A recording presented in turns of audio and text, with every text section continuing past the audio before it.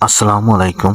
আমি মোহাম্মদ আমিনুল ইসলাম। এখন আপনাদের সাথে ভিডিওতে যে বিষয় নিয়ে আলোচনা করব সেই বিষয়টি হলো গাভীর ডেলিভারির জন্য সহজ টিপস নিয়ে এই ভিডিওতে আলোচনা করা হবে। আমার এই ভিডিওটি যদি আপনাদের একটু ভালো লেগে থাকে তাহলে প্লিজ লাইক, শেয়ার, কমেন্ট এবং সাবস্ক্রাইব করবেন। আপনাদের কোনো বিষয়ে যদি প্রশ্ন থাকে তাহলে আমাকে কমেন্ট করবেন, আমি পরবর্তী ভিডিওতে সেই বিষয়ে উত্তর দিয়ে দেব। আপনারা যদি গরুর সহজ ডেলিভারি করতে চান এবং আপনারা গরুর যদি কোনো প্রকার ঝামেলা ছাড়া ডেলিভারি করতে চান তাহলে যে নিয়মগুলো পালন করতে হবে সেগুলো হলো আপনার গরুকে সবসময় পর্যাপ্ত পরিমাণ সুষম খাদ্য দিতে হবে এবং সাথে সাথে বাচ্চার গঠন এবং বাচ্চার কার্যকারিতা সঠিক রাখার জন্য নিয়মিত কাঁচা ঘাস খাওয়াতে হবে।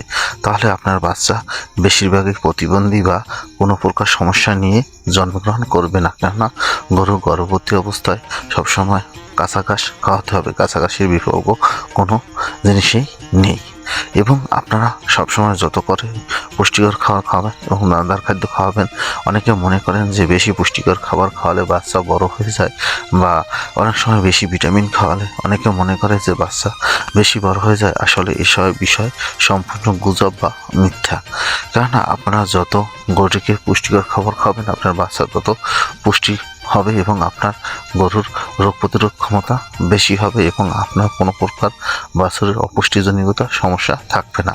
তবে আপনার মনে রাখতে হবে যে একটা বাছুর যখন ডেলিভারি হয় এবং তার জরায়ুতে, গাভীর জরায়ুতে যে পরিমাণ জায়গা থাকে এর চেয়ে বেশি হতে পারে না, কেননা এটা সৃষ্টিকর্তার একটা নির্দিষ্ট সাইজ রয়েছে, বা এর চেয়ে বেশি বড় হয় না যতক্ষণ পর্যন্ত বাচ্চা প্রতিবন্ধী না হয় বা কোনো প্রকার ভিটামিনের ঘাটতি না দেখা দেয়। তাই আপনারা আপনার গরু গর্ভবতী অবস্থায় সবসময় ইসেল বা সেলেনিয়াম মিশানো খাওয়াবেন এবং এর সাথে সাথে এরি3 খাওয়াবেন।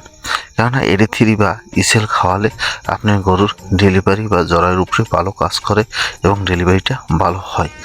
এছাড়া আপনি সুষম খাদ্য খাওয়াবেন এবং আপনার গরুর কোনো সময় রক্তশূন্যতা দেখা দিবে না, তাহলে আপনার গরুটি আরও ভালো ডেলিভারি হবে। এবং আপনার গরু যখন ডেলিভারি হবে বা ডেলিভারির জন্য প্রস্তুত হচ্ছে, ওঠানামা করছে, এই সময় গরুকে ধরে দাপাদাপি করবেন না বা চাপাচাপি করবেন না। গরু সবসময় নিরিবিলি আসতে টাইম দিবেন, তখন আসতে নিরিবিলি ডেলিভারি হবে, কোনো প্রকার টানাছিড়া দরকার নেই।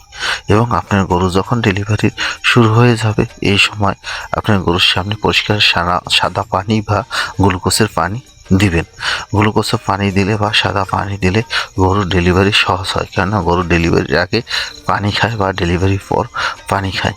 কিন্তু আপনারা সবসময় গরু ডেলিভারির সময় এইসব নিয়মগুলো যদি মেনে চলেন তাহলে আপনার গরুর ডেলিভারি সহজ হবে এবং আপনার গরুর ডেলিভারি করতে কোনো কষ্ট হবে না। আমার ভিডিও ভালো লাগলে প্লিজ লাইক, শেয়ার, কমেন্ট এবং সাবস্ক্রাইব।